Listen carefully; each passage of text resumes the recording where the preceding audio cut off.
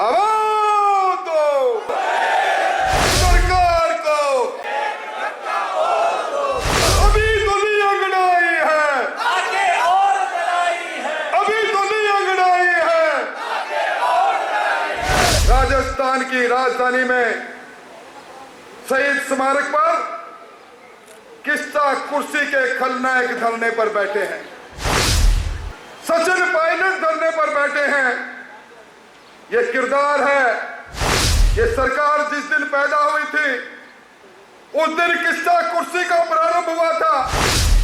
मुख्यमंत्री मैं बनूंगा, मुख्यमंत्री मैं बनूंगा का खेल ने आज उसके अंतिम दृश्य की ओर ये सरकार बढ़ रही है। चांदी कूट रही थी सरकार सचिन जी, तब आपको याद नहीं आया। जिस अडानी के खिलाफ आप दिल्ली में प्रदर्शन करते हो, उसी अडानी की कंपनी को 1042 करोड़ का सिंगल टेंडर का कोयला देकर आप कोयले की दलाली का काम करते हो। 1.5 साल बाद चुनाव के समय में सरकारी धन से रेवड़ियां बांटकर ये वोट लेना चाहते हैं। मैं समझता हूं पिछली बार के दर्द की कसक आपके मन में है। इस चूरू जिले में भारतीय जनता पार्टी के कार्यकर्ताओं में ताकत है। हम 6 की 6 सीट सीपीजी आपकी झोली में डालने की हिम्मत रखते हैं। क्या ऐसी सरकार को हम बर्दाश्त करेंगे जहां एक नहीं राजस्थान में 200 मिनी मुख्यमंत्री बने, अपने चूरू में भी बने। आपका चूरू में भी 2 मुख्यमंत्री है, एक नहीं, एक रफीक जी, एक रैना जी। हम चौड़ेर बाजार संकड़े, क्या इनको बर्दाश्त करेंगे आप? राम मंदिर तोड़ते हैं, क्या उस सरकार को दम निकालने के लिए हम तैयार नहीं है? सालासर में राम दरबार को तोड़ दे। सालासर की धरती पर, हनुमान जी की धरती पर हम पर जो पाबंदी लगाए, हम चाहे माने नहीं बोल सकते।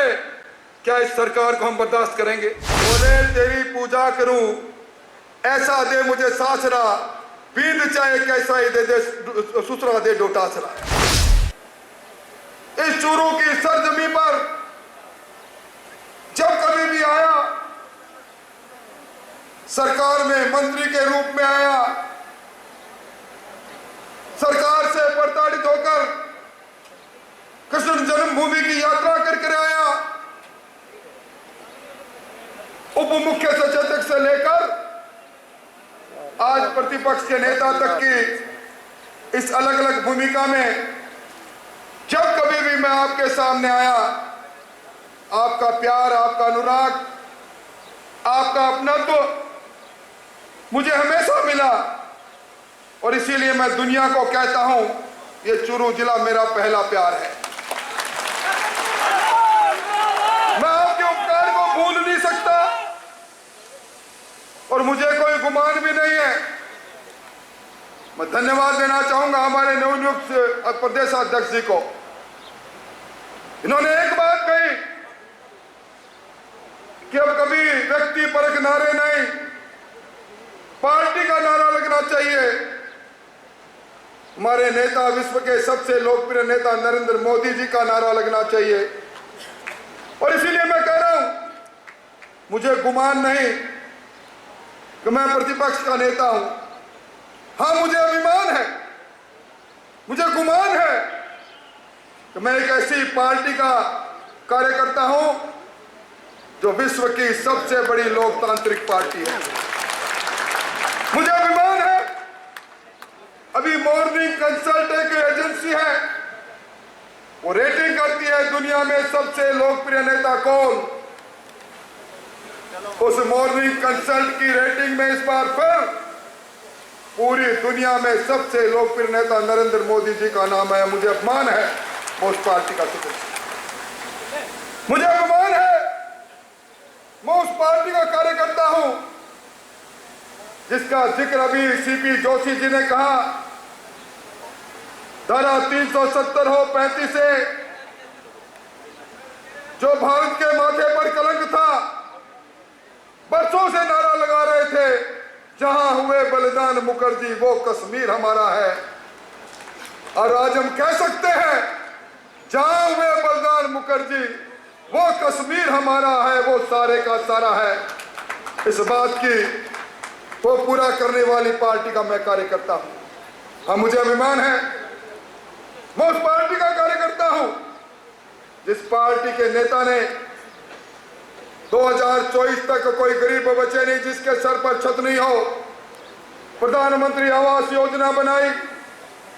राजस्थान के अंदर 23 लाख प्रधानमंत्री आवास बनने चाहिए थे।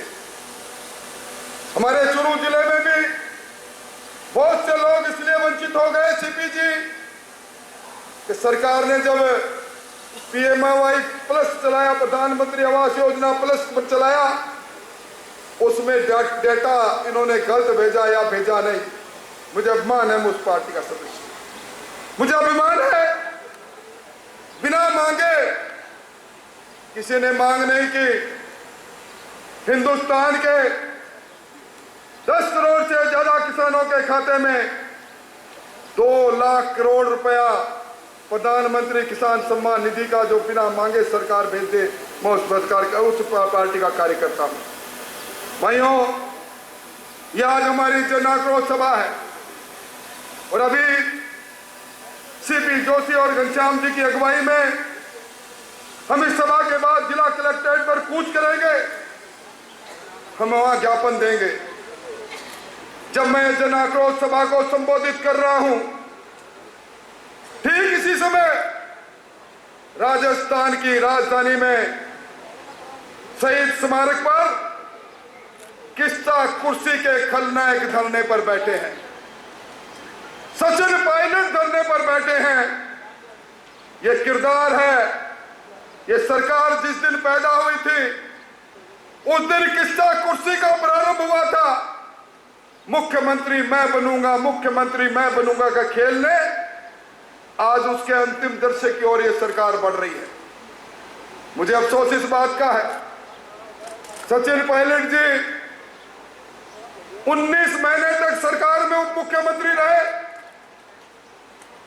सचिन पायलट जी विधानसभा का 5वां बजट जब पारित हुआ तब भी सदस्य रहे, एक शब्द नहीं बोले कभी।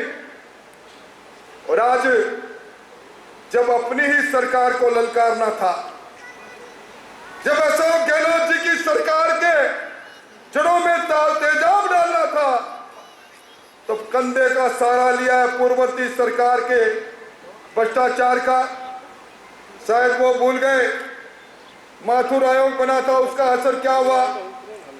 शायद वो भूल गए जिन खानों के आवंटन की बात कर रहे हैं, वो खानों का आवंटन कब का रद्द कर दिया था बीजेपी की सरकार ने, पर उनको याद नहीं। यहां आप सब लोग बैठे हो भाइयों, आज 1.5-2 साल से डिमांड नोटिस आपके जमा है, आपके बूंद बूंद की सिंचाई योजना के जमा है। सरकार ने ऐलान किया कि हम मार्च 2023 तक सब कनेक्शन जारी कर देंगे। ट्रंकी प्रोजेक्ट लेकर आए, ट्रंकी प्रोजेक्ट 2300 करोड़ का प्रोजेक्ट अचानक 4900 करोड़ में पहुंच गया।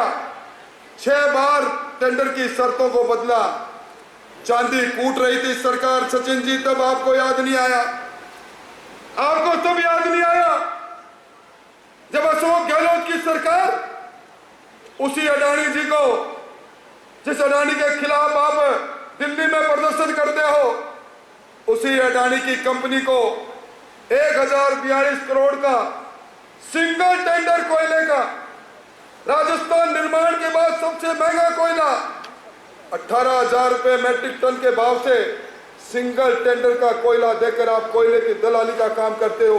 वो सरकार आपको सचिन जी याद नहीं आई। सचिन जी वो सरकार याद नहीं आई जिस सरकार की सरपरस्ती में पिछले 2 सालों में 14,000 करोड़ की महंगी बिजली खरीदी गई। और भाइयों, अब इस सरकार के बारे में बहुत सी बातें सीपी साहब ने कही है, परंतु मैं एक जरूर कहूंगा, इस बार का बिजली का बिल देख लेना, जरा जोर का झटका लगेगा, क्योंकि 33 पैसे प्रति यूनिट फ्यूल चार्ज के और 7 पैसे अडानी जी के पैसे चुकाने, 7,440 करोड़ रुपए अशोक जी को वो अडानी करके पैसे भी आपको देना पड़ेगा। अरे अंधेरी नगरी चौपट राजा, हमने नगरों को अंधेरे होता देखा। आप सब ने विद्युत कटौती की दंश को झेला है। मैं समझता हूं ये सरकार जो वीरांगनाओं का अपमान करे, आज हमारे जिन्होंने देश के लिए शहादत दी उनका सम्मान करते हैं। वो वीरांगना जिसका सुहाग चला गया वो अपने सुहाग पर अभिमान करती है। और वो वीरांगना जब डॉक्टर किरोड़ी लाल के नेतृत्व में ये कहने आए कि सरकार ने जो घोषणा की थी उसके पैकेज को लागू करो मुख्यमंत्री जी, और मुख्यमंत्री जी की पुलिस उनकी चोटी पकड़ती है। विधानसभा में मैं बोलता हूं तो विधानसभा में संसदीय कार्य मंत्री जिन्होंने कहा था कि राजस्थान में बलात्कार इसलिए होते हैं कि ये मर्दों का प्रदेश है, वही मंत्री निर्लजता से खड़े होकर कहते हैं ये जो आप वीरांगनाओं के लिए सहूलियत मांग रहे हो ये तो नाते पर चली जाती है, ये तो अपने घर में रहती नहीं है। हमारा सर शर्म से झुक जाता है जो वीरांगनाओं के लिए ऐसी टिप्पणी सुनते हैं। क्या हम बर्दाश्त करेंगे इन बातों को? क्या हम बर्दाश्त करेंगे? हमारे हनुमानगढ़ में मंदरपुरा में एक नौजवान ने जब टीचर्स ग्रेड सेकंड का पेपर फिर आउट हुआ उसने आत्महत्या की। पारिक था, आगे नाम कन्हैयालाल पारिक। पिता को लिखा, पिताजी आप धान मंडी में जाकर बोरियां उतारते हो, मुझे ट्यूशन पढ़ाते हो, और आपको मैंने कहा था पिताजी आपके कंधे पर, आपकी पीठ पर बोरी के इस भार को मैं इस साल उतार दूंगा, परंतु मैं क्या करूं, मैं आपके अरमान को पूरा नहीं कर पा रहा, पेपर आउट हो गया, फिर मैं अपने जीवन को त्याग रहा हूं। क्या बीती होगी उस बाप पर जिसको उम्मीद थी कि मुझे लाठी मिलेगी मेरे बुढ़ापे में। यह सरकार वो सरकार है जिसने नौजवानों के अरमानों को लूटा है। यह सरकार वो सरकार है। यहां भी राधे श्याम जी डोके वाले बैठे हैं, पूरा चुरू जानता है, मेरे दोस्त हैं। सीपी साहब इनके पास टेलीफोन आता है एक दिन कि सेठ जी 50 लाख रुपया भेज देना वरना अपने जीवन को अंत कर दूंगा। रंगदारी वसूल करने का काम करने के लिए टेलीफोन आता है। हमारे चुरू शहर के अंदर एक व्यक्ति ने जयपुर रोड पर जमीन खरीद ली, माइनॉरिटी के आदमी ने। उसके पास बदमाश आते हैं, पिस्तौल लगाते हैं और कहते हैं तेरे काका से बात करे, गैंगस्टर से जेल में बात कराते हैं। यह अराजकता का वातावरण, ये वातावरण हम कितने दिन तक सहन करेंगे? ये लूट और झूठ की सरकार को क्या हम बर्दाश्त करेंगे? मैं आप इसे पूछता हूं, आज सीपी साहब ने जिस राम दरबार की बात कही, हम सब लोग जाते हैं, धर्मवीर जी पुजारी बैठे हैं, मांगीलाल जी पुजारी बैठे हैं, उस मंदिर के उस राम द्वार के नीचे से निकलते हैं, ध्वजा लेकर निकलते थे। राम मंदिर तोड़ देंगे, क्या उस सरकार को दम निकालने के लिए हम तैयार नहीं है? सालासर में राम दरबार को तोड़ दे। आप याद करो इस बार सालासर का जब मेला लगा था, हमारे प्रधान जी बैठे हैं चुरू के, मुझे टेलीफोन कर रहे हैं, भाई साहब मेले के अंदर दर्शनार्थी जा रहे हैं, बाबा की पताका हाथ में है, जय जयकार कर रहे हैं, उनकी गाड़ी जब्त कर ली। बोले इसमें लाउड स्पीकर लगे हुए हैं, आप लाउड स्पीकर लेके नहीं जा सकते। क्या आज इस धरती पर, सालासर की धरती पर, हनुमान जी की धरती पर हम पर जो पाबंदी लगाए, हम जय हनुमान नहीं बोल सकते? क्या इस सरकार को हम बर्दाश्त करेंगे? सवाल इस बात का है।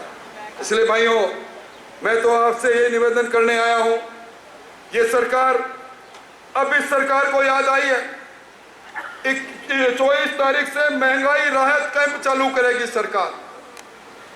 क्या करेगी सरकार?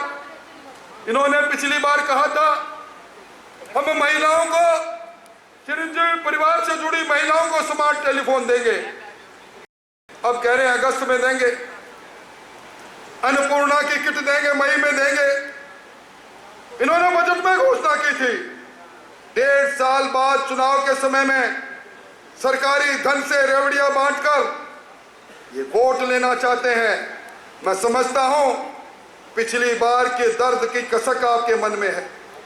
इस चूरू जिले में भारतीय जनता पार्टी के कार्यकर्ताओं में ताकत है। हम 6 की 6 सीट सीपीजी आपकी झोली में डालने की हिम्मत रखते हैं। पिछली बार का दर्द हमारे मन में है और इसीलिए मैं कहना चाहता हूं कि जिस प्रकार का वातावरण बना है, यहां किसान बैठे हैं, मैं धन्यवाद देना चाहूंगा। यहां राकेश जहांगीर और लाल जी बैठे हैं, यहां हमारे सरदार सर के अशोक जी हमारे प्रधान जी बैठे हैं। इन्होंने आवाज उठाई थी प्रधानमंत्री फसल बीमा योजना में क्रॉप कटिंग में सैटेलाइट के आधार पर हजारों किसानों को महरूम कर दिया, हमारा हक हमें नहीं मिला। क्या ऐसी सरकार को हम बर्दाश्त करेंगे? क्या ऐसी सरकार को हम बर्दाश्त करेंगे जहां एक नहीं राजस्थान में 200 मिनी मुख्यमंत्री बने हैं, अपने चूरू में भी बने हैं। आपका चूरू में भी 2 मुख्यमंत्री है, एक नहीं, एक रफीक जी, एक रैना जी। हम चौड़े बाजार संकड़े, क्या इनको बर्दाश्त करेंगे हम? इसलिए भाइयों मैं कहने आया हूं, आपने सम्मान किया, मान किया, पर राजस्थान में महंगाई राहत कैंप करने वाले मुख्यमंत्री जी, आप उत्तर दे दो। हिंदुस्तान में सबसे महाराष्ट्र के बाद महंगा पेट्रोल यहां क्यों बिक रहा है? यह सबसे महंगा डीजल क्यों बिक रहा है? डीजल पर और पेट्रोल पर वैट सबसे ज्यादा क्यों है? सबसे ज्यादा मंडी टैक्स आप क्यों ले रहे हो? आज नाखून कटा के शहादत में नाम लिख रहे हो। पूरे राजस्थान को लूटा आपने। और मैं मेरी बात समाप्त करूं, मैं घनश्याम जी को कहना चाहता हूं, भाई साहब एक एजेंसी है ट्रांसपेरेंसी इंटरनेशनल, ये ट्रांसपेरेंसी इंटरनेशनल ने सर्वे किया राजस्थान के अंदर 2021 में 67% लोगों ने कहा सरकार के किसी भी पटवारी से लेकर मुख्यमंत्री तक काम पड़ जाए 67% लोगों ने कहा पैसा देना पड़ता है। ये भ्रष्टाचार के खिलाफ सचिन जी पायलट, आज आप अनशन पर बैठे हो, वो रिपोर्ट पढ़ लेते। 2022 में कहा कि 73% लोगों ने कहा पैसा देना पड़ता है। और भाई हमारे तो पड़ोस में लक्ष्मणगढ़ में अपने पीसीसी के चीफ है, आप इनको बरसों से जानते हो। भाई ऐसा कौन सा आटा खाया इन्होंने कि इनके पुत्र भी आ रहे हैं, पुत्र वधू भी आ रहे हैं, पुत्र वधू की बहन भी आ रहे हैं, इनके साले भी आ रहे हैं, सारे इसका कारखाना इनके यहाँ कहाँ खुल गया, कैसे खुल गया? और इसीलिए अपने यहाँ पिछले दिनों भोले भगवान पर जब जिला अभिषेक कर रहे थे तो क्या क्या बात सुनी मैंने सोशल मीडिया पर, सुना और पढ़ा। एक बच्ची कह रही है भोले तेरी पूजा करूं, भोले तेरी पूजा करूं, ऐसा दे मुझे सासरा, पींद चाहे कैसा ही दे ससुरा दे डोटासरा। ससुरा डोटासरा मिलेगा तो सारे के सारे आरएस बन जाएंगे। ये लूट की नौकरियों, सरकारी नौकरियों को लूटने वाली सरकार, राम दरबार को तोड़ने वाली सरकार, हमारे धार्मिक आचरण पर धारा 144 लगाने वाली सरकार, आज अब इस जिले के अंदर जिन्होंने नेशनलाइज बैंक से लोन लिया था, तारानगर के लोगों ने मुझे लिस्ट दी, 23 आदमी ऐसे जिनके खाते एनपीए करके, जिनके 1 2 3 करके जमीन नीलाम हो रही है। इन्होंने संविदा कर्मियों को नियमित करने की बात कही थी, आज वो सड़क पर है। इसलिए भाइयों हम सब लोग एक संकल्प के साथ आए हैं। आपने अभिनंदन किया, परंतु हमारा मुख्य कार्य जन भावना, जन आक्रोश को व्यक्त करने का है। इसलिए मैं मेरी बात समाप्त करूं, मुझे क्षमा करना, मैंने कभी आपको अपने से अलग नहीं समझा। हम सब लोग साथ में हैं और हमारे आंखों के सामने भ्रष्टाचार का तांडव, और चूरू शहर तो भ्रष्टाचार की भट्टी में जल रहा है।